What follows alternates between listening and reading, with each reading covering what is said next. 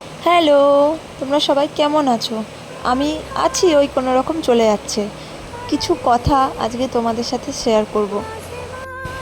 সেই কথাগুলো যদি ভুল হয় আমাকে কমেন্টে জানিও, বা আমি যদি ঠিক বলি সেটাও আমাকে কমেন্টে জানিও। আমাদের আশেপাশে এমন কিছু মানুষ থাকে যারা আমাদের নিজেদের লোক হলেও তারা কখনো আমাদের ভালো চায় না। আমরা ভালো আছি বা খুব সুখে আছি, আনন্দে আছি, সেগুলো তারা সহ্য করতে পারে না, সেগুলো তারা দেখতে পারে না। তো সেই সব নিয়েই কিছু কথা তোমাদেরকে বলি। এই যে আমি ভিডিও করি, আমি নানান রকমের ভিডিও করি। আমি রান্নার ভিডিও করি, কি আমার ছেলেকে নিয়ে ভিডিও করি, আমার আরও অনেক কথা বলি।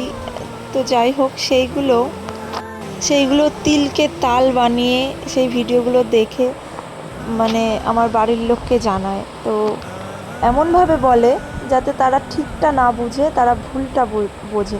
আসলে তাদের ভুলটা বোঝানোই হয়, সেই জন্যই তারা ভুলটা বোঝে। আরে বাবা, আমি কি করছি বা আমি কেন এই ভিডিওটা করলাম, আমি এই ভিডিওতে এই কথাটা কেন বলছি, তা সেইগুলো তো কমেন্ট রয়েছে, বা তারা তো আমার নিজের লোক, তারা পার্সোনালি আমাকেই জিজ্ঞাসা করলে করুক না।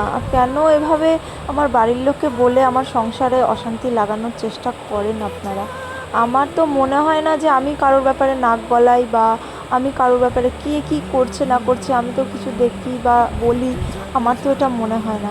তো আমার একটাই কথা, আমি যদি বা আমার কোনো ভিডিও দেখে কোনো কনফিউশন থাকে যে এই ভিডিওটা কেন করেছি বা কী বৃত্তান্ত, কী ব্যাপারে বলতে চেয়েছি, তারা তো আমার নিজের লোক, তারা তো আমাকে চাইলেই একটা ফোন করেই জিজ্ঞাসা করে নিতে পারে যে ভিডিওটা কেন, এটা কী বলেছো, বা মানে তারা কী করে রীতিমতো শেয়ার করে আমার কাছের মানুষদের ভিডিওটা পাঠিয়ে বলে যে দেখো তোমার নামে কি বলছে।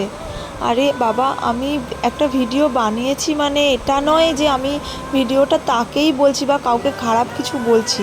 ঠিক আছে, এইগুলো করা বন্ধ করুন।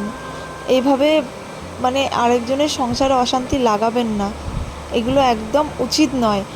কারোর ক্ষতি করে কখনো কারোর সংসারে অশান্তি লাগিয়ে দিয়ে কখনো নিজের সংসারে বা নিজে ভালো থাকা যায় না। আমার কোনো ভিডিও দেখে যদি খারাপ লাগে কি ভালো লাগে সেটা ডাইরেক্ট আমাকে বলুন, আমাকে বলো। আমি ইজিলি অ্যান্সার দিয়ে দেবো যে আমি কেন বলেছি। হ্যাঁ, আমি এটা স্বীকার করছি যে আমি কিছু কথা ভুল বলি, আবার কোনো সময় কিছু কথা আমি ঠিকও বলি, আবার কিছু কথা আমি মিথ্যে করে বানিয়ে ভিউজের জন্য বলি। কিন্তু এখন তো সোশ্যাল মিডিয়ায় সবাই কাজ করছে, আমিও এটাকে প্রফেশন হিসেবেই নিয়েছি। তোমরা এগুলো করে অশান্তি আর লাগিও না, আমি হাত জোর করে রিকোয়েস্ট করছি।